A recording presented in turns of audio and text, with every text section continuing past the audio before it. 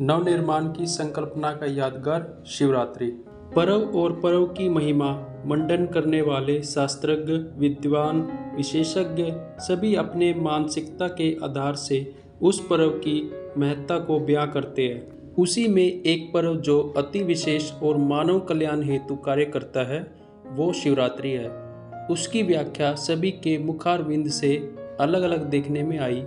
कोई इस पर्व को शिव की शादी के रूप में, कोई इसको पूजन के रूप में या कोई किसी अन्य साक्ष्य के आधार से देखते हैं। लेकिन इस पर्व के अंतिम अक्षर में रात्रि शब्द जोड़ा गया है, जिसका सीधा सा अर्थ है कि परमात्मा जो प्रकाश स्वरूप है उसको रात्रि के साथ जोड़कर देखना जरूर अंधकार को दूर करने के परिप्रेक्ष्य में ही होगा।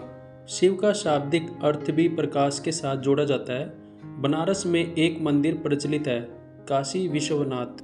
काशी का अर्थ होता है प्रकाश की नगरी, और एक उक्ति प्रचलित है, शिव काशी विश्वनाथ गंगा। इसमें भी शिव है, काशी शब्द है जिसको प्रकाश के साथ जोड़ा जाता है। ऐसे महाशिवरात्रि परमात्मा शिव के दिव्य अवतरण का या उसके दिव्य जन्म का यादगार है। आप इसको इस तरह से देखिए कि भक्ति बहुत समय से हम कर रहे हैं, लेकिन जब भी कोई समस्या आती है तो हमारी नज़र ऊपर की तरफ जाती है। कहते हैं कि हे भगवान, जरा ध्यान रखना, हमारा साथ देना, अब आप ही हमारा सहारा हो। दोनों हाथ उठाकर हम कहते हैं, तो दोनों हाथ उठाकर जिसको आप याद कर रहे हैं और बैठे आप मंदिर में हैं, हाथ आपका ऊपर, चेहरा भी ऊपर, आंखें भी ऊपर की तरफ देख रही है, तो किसकी तलाश कर रही हैं? जरूर भले अप्रत्यक्ष रूप से कहें, लेकिन प्रत्यक्ष रूप से ये प्रमाणित है कि जरूर हम परमात्मा को निहारने की, उसको समझने की, उसको बताने की कोशिश कर रही है।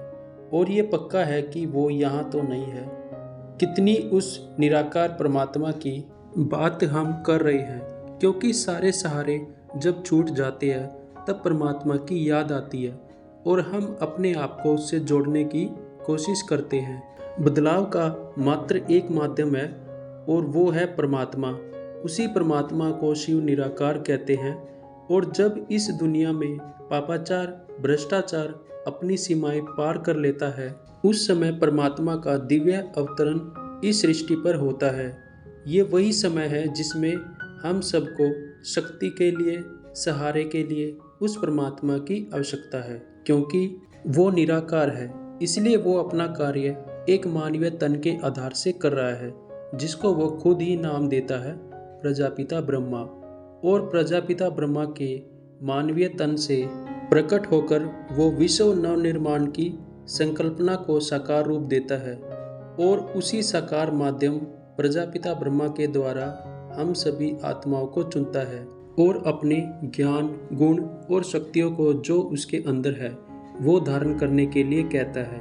ये वही सृष्टि का अंतिम छोर है, अंतिम समय है जब परमपिता परमात्मा शिव हम सभी को विकारों से छुड़ाकर मनुष्य से देवता बनाने का कार्य कर रहे हैं। और उस कार्य की आधारशिला है मनुष्य का स्व परिवर्तन और परमात्मा के दिव्य शक्तियों और गुणों की धारणा।